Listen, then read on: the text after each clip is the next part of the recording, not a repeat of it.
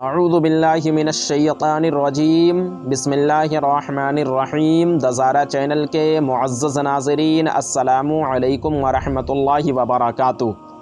ناظرین محترم، اگر کوئی شخص ظہر کی نماز پڑھنے کے لیے کھڑا ہوا مگر نیت کرتے وقت زبان سے عصر نکل گیا تو کیا اس کی نماز ہوگی یا نہیں؟ ناظرین، آج کی ویڈیو میں ہم اسی ٹاپک پر بات کریں گے، تو ویڈیو میں آخر تک بنے رہیں۔ ناظرین محترم، نیت دل کے ارادے کا نام ہے اور زبان سے کہہ لینا مستحب ہے۔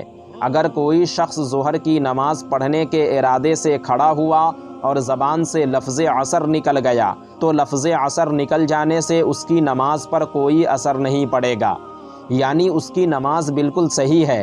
اسی طرح فرض نماز پڑھنے کے لیے کھڑا ہوا اور زبان سے سنت کی نیت کر لی، پھر بھی نماز ہو جائے گی۔